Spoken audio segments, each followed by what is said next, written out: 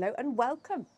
Welcome to chapter 3 of the Soul Tree Diaries 3D Diaries series. If you've joined us again today, thank you. If this is your first time, we've had some interesting conversations over the last few chapters discussing all kinds of topics. You can explore those if you like. It's a tad windy today.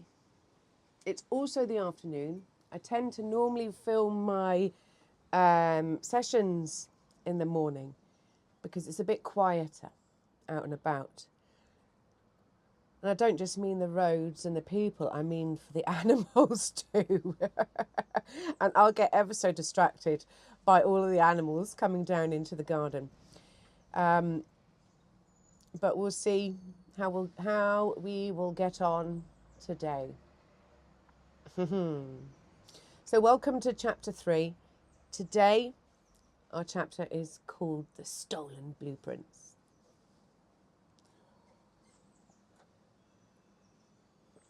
Gosh, the seagulls are flying past today. They're so fast. They're loving it. So you just wish you could be a bird so you could fly. I'd much rather be a bird that could, an animal that could fly rather than a mammal in the ocean. I'd much rather be that, I think, although the ocean, being able to swim deep in the ocean is pretty cool. But being a bird that can fly that fast in these winds, what an adventure. What an adventure. But we've got an adventure for you today. Oh, yes, we have. Because, you know, there's a fire in my belly for today's session, rumbling away. We've got some information, some perspectives to bring, some mind musings to bring to you from a lifetime of observation as a 3D thinking dyslexic mind. Throughout life, I have enjoyed sharing the musings and the madness in my mind, and quite often people make sense of things in theirs. And so if anything I share helps you, wonderful. Welcome. Welcome to the Soul Tree Diaries. So let us begin, shall we? As last time, we are script-free. Because I bring you my mind and the musings from inside. And if I have a script, it keeps me stifled and stuck with the words instead. So let us bring today's chapter. I say that. Where do we begin? Where shall we begin this thread today?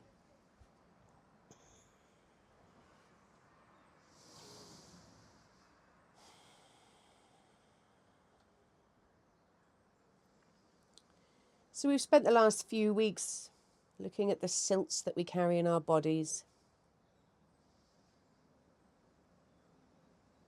how archetypes can come down through family lines, and the impact of those broken golden threads and the shadows that we're left to carry instead.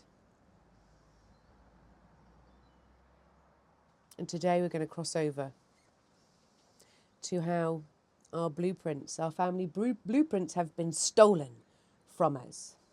A theft of our generational blueprint that's been taken from within under our very noses.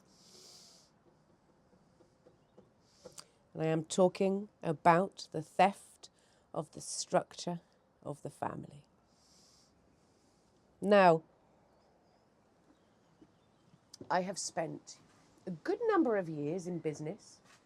I've run my own business since 2011. Yeah, since 2011. A couple of different businesses along the way.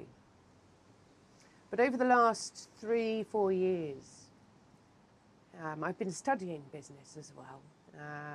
Online business, the tech side of it, which scrambles my brain And there's something really interesting about the structure of a business. Let's explore this gently, shall we? So in the online space and in any space, when you're running a business, you are advised or told you need to be the CEO of your business. You need to have a team. You need to have structure. You need to have foundations. You need to have processes, systems that function and flow.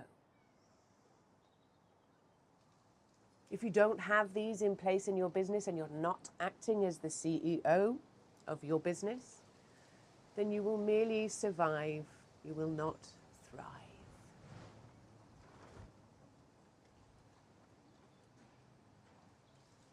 But let's take a little deep dive into that hierarchy of the business world. You see, in a business, they have the CEO who sits at the top of the business, who has the clear vision. They have the intuition. They have the senses. And they have the clarity to see the direction ahead of the business, where it's growing and where it's thriving, and also where it's surviving and things that they might need to do to bring change to areas of the business that's not quite working. So you have the CEO sat in their chair, rooted at the top of the business, the clear vision, the clear mind. And underneath the CEO, we might have line managers or team leaders, the ones who are running the shop floor, the ones who are making the decisions out there in the world, the managers making the decisions. But here's the thing, if a manager needs help and support, they've got that CEO behind them to turn to for support. Now, underneath these managers, we have the workers on the shop floor, the ones who keep the business moving forwards, the ones doing the graft at the ground level, the grunt.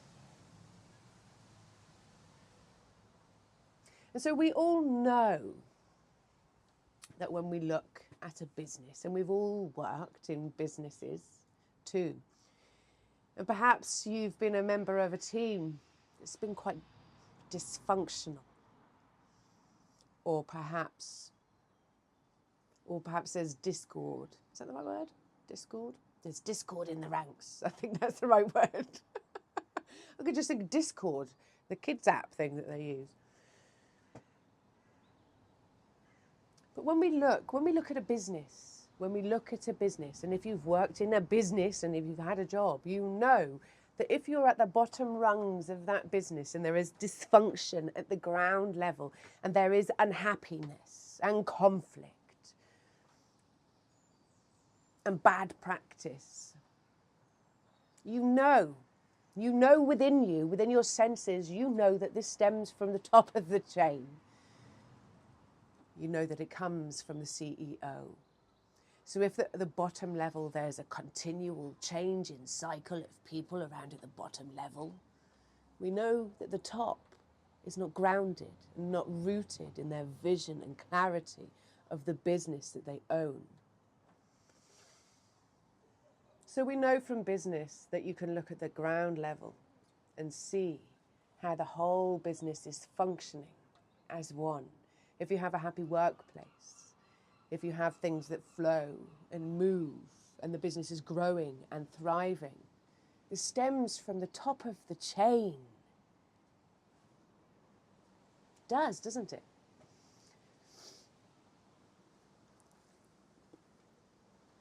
So I found it really interesting studying the online business world because There's something about that structure that feels a little bit familiar, don't you think? You see, the business world did not create the hierarchy that it runs through. However, they have put a financial ticket on where you sit in that chain.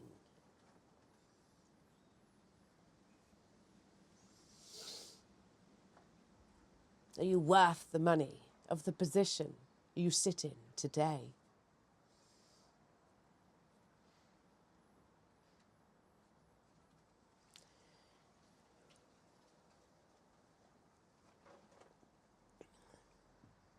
So the business world is a fascinating thing to look at because this hierarchy that they run through didn't begin in the business world. It began in the family home. So let's cross this same wisdom over. We've got this vision on the left of the business, the structure, the CEO, the managers, the workers. Now let's cross this over to the family home. We have the CEO, the Crone, the grandparents, who sit rooted in their chair, except they didn't apply to be there. They put the work in over the decades to grow and evolve into the seat that they now own. They sit in their chair with the clear vision and the clarity of the world in which they've grown in. They have the vision of the whole family around them, and they sit at the hearth of the home, keeping it warm for the family to thrive. Then let's look underneath this CEO, the crones, the grandparents of the family homes. We have the managers, the parents, the workers, the ones out there making the decisions, the ones out there doing the graft, making things happen in the home, the ones who are in there looking at the details, making sure everything is happening in the home that needs to, so that they survive, not just survive, thrive in their home. But just like in the business world, in the home, if the parents are struggling, they simply turn round to the crone for the support and the guidance that they need. And so underneath the parents, we then have the children, the workers, the ones who are growing into themselves. They're growing, they're learning how to be a human being and how to thrive in their family home. So now that we have these two visions of the family and of the business world, let us just quickly look at how much energy, time, wisdom we put in to ensuring that our businesses that we grow, they don't just grow and thrive or survive for a season. We're creating businesses to grow and thrive through the generations of our family line so the wealth can continue down.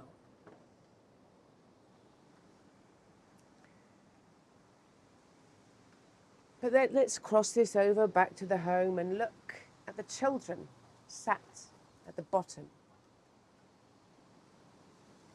When you look at the children in the family line, are you seeing happy, healthy, warmth, thriving children inside? Or are you seeing chaos, anxiety, stress inside their minds? Just like the business world, the hierarchy of the family matters too. Because if the children are suffering, then there's a break in the hierarchy of their family too. Look around you Look around you in your family line. Do you see the whole healthy family following down through that line? Or are there breaks and chinks and fractures along the way? And what's the vision of the children, the workers at the bottom of that pile?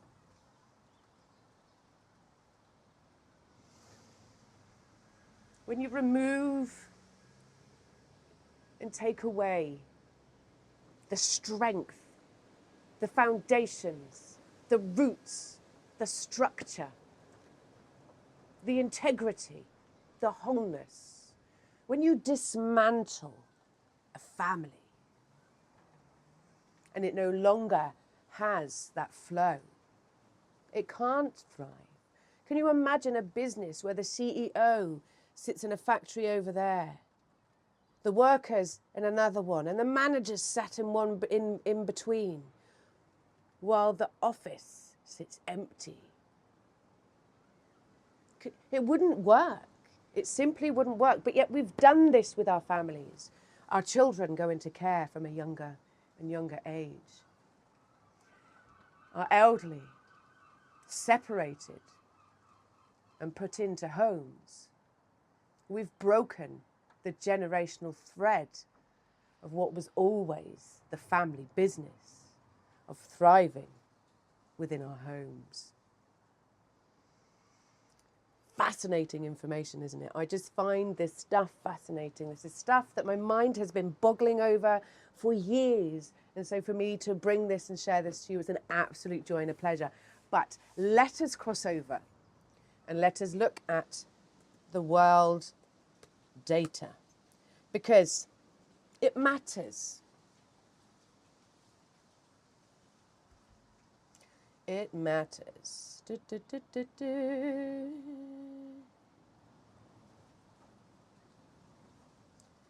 Let us look at the 3D worldview of just this simple theory that I've brought to you, that the business world and the corporate world has stolen the formula of our family and put it into the business world, and then systematically dismantled the home. And we wonder why we're no longer thriving inside. So we're going to look at the world data. The psychological, the biological, the history, the sociology, the somatic. Let's validate the patterns that I'm seeing and I'm sharing with you in the shed.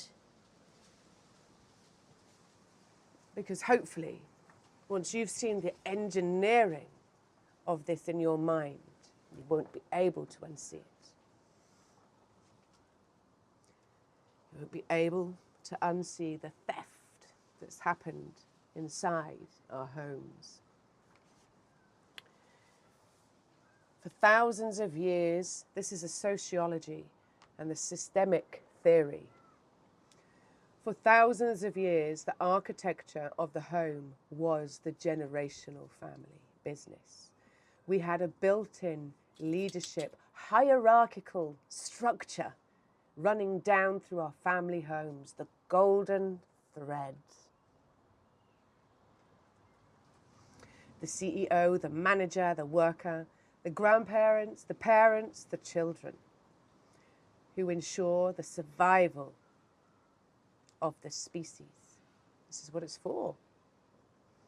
Sociology called the Industrial Revolution the Great Hijack. We were moved into nuclear families. Now we all know that we live in nuclear families now, but we accept this as if it's normal, and it's not. We've been told it's normal and modern, but it's actually an amputation at the root of the home. By isolating parents and children into tiny two-parent units, we've removed the CEOs from the foundations of our homes. So a theorist, I bring you names, Murray Bowen,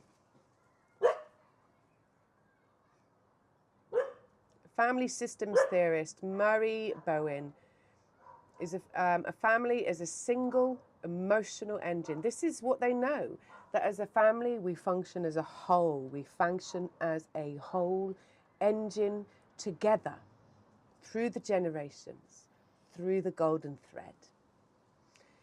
If you remove the visionaries, the elders, you create a vacuum.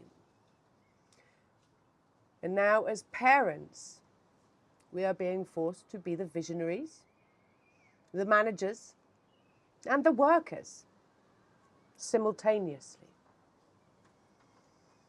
No business on earth would survive this. You are trying to run a multi-generational engine on a single person's battery. And how's that doing for us and our souls and our energy and our minds? This isn't a struggle, it's a structural failure. So now let's switch this over to Indian, Ayurveda and traditional Chinese medicine. So the home, in ancient medicine, the home is the metabolism, the warmth, the nurture to digest the experiences of life. In Chinese medicine, the spleen, which is also the organ that holds worry. The spleen and the heart are the home organs. The spleen governs how we nourish our family. And the heart, the emperor of the home. How many of us are dealing with heart issues and are coming from broken, fractured homes where there was no hearth?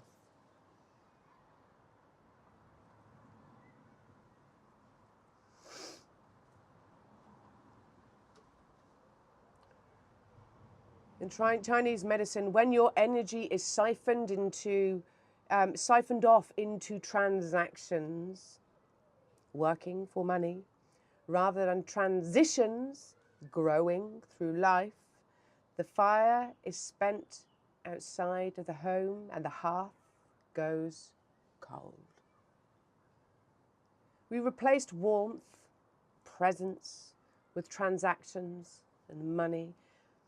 We spend hours a day away from our homes, paying for a house that we sleep in.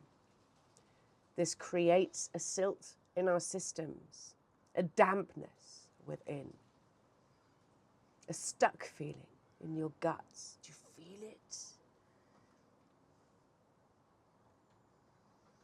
Your hearth has gone cold because the emperor, the heart, has been forced to leave the throne to work on the factory floors. So the fraying seams, the somatics and the biology of the broken home. Mammals, we are pack animals, we are family animals. We do not function as one, we are not islands. We are designed for co-regulation. The biological ability to calm our nervous systems by the presence of our grounded elders. So the polyvagal theory proves that children's nervous systems scan the hierarchy of the home. Above them, they see the parents and the grandparents, and if they are safe, their nervous systems relax. But because the CEO, I think Andy's just come home. But because our homes are missing the CEOs, the parents are exhausted. And the children's safety sensors are on high alert. Our children have become the symptom bearers. In family systems, it's called triangulation.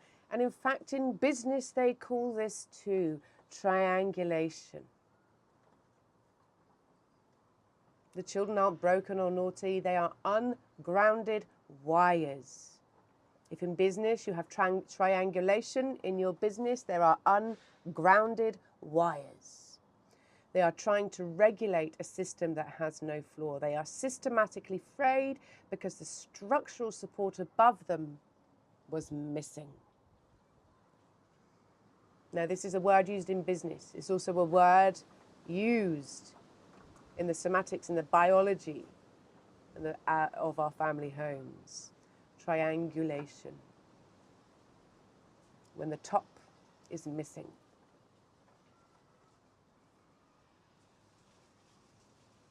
And they are stripped and sold off for profit in the factories.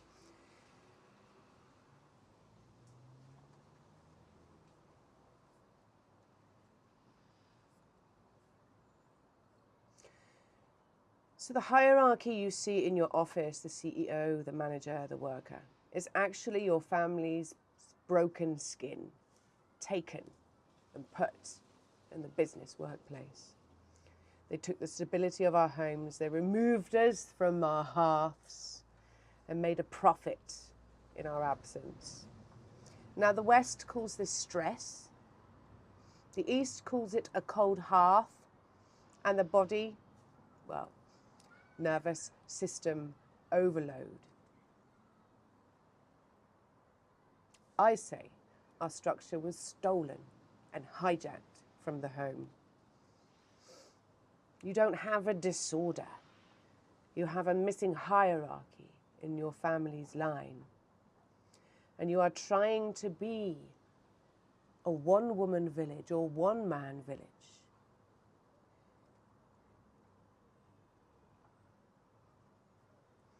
Now, I think it's time that we stop blaming our hormones and start reclaiming the architecture of our homes, don't you?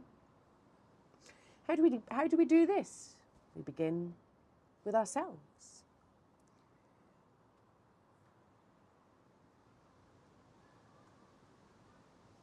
And if you recognize that these lines, these threads, this hierarchy is broken and fractured around you, it's a hard place to sit in if you're overwhelmed, exhausted, feeling broken, your heart, and worry in your spleen.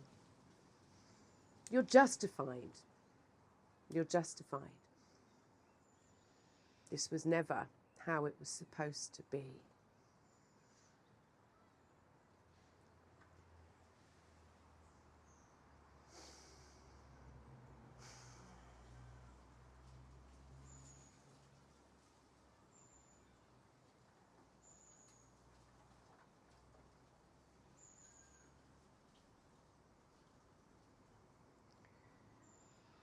It's heavy, isn't it?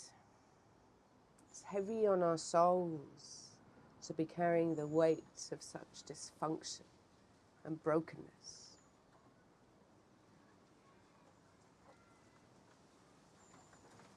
But the light is that we are becoming aware. We are growing, we are healing, we are working on restoking the hearths in our homes and rethreading that generational golden thread that absolutely needs to come back down through our family lines. We need to put as much focus and energy into growing a family that will last through the generations and thrive just as much as we put our energy into our working worlds. There are so many incredible business owners out there, but they turn around to their homes and they're in chaos because the same hierarchy and structure and foundations and roots that they've spent years building in their business is missing from their homes. So if this is a reflection of your world, just know that there is a way for us to begin to re-thread our families so that our future generations have the golden thread coming down through their family lines. What a gift to give. I know so many people who, I don't know, lots of people actually, that's a lie. I know people who have this golden thread of life, of the solid family line. It's a gift. It's a golden gift. And often they don't even know that it's a gift that they were given. It's just something that just is. But for those of us who come from fractured family lines, for whatever reason, whether that's growing up in the military or boarding school or events in your family's past, if you've grown without these solid foundations, without that hierarchy, without that structure, foundation and roots, it's a different experience of life.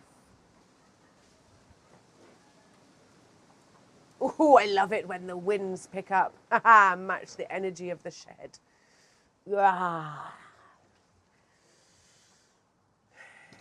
It's time to reclaim our family's blueprints and put just as much time and effort into growing a strong foundation in our home in the same way as we do within our businesses. Thank you for joining me today. As always, I love sharing my mind's musings with you. Next week is chapter 4. And next week, we're going to be delving into one of my favourite topics. And that is the golden thread of the mother line. Take care. Mwah.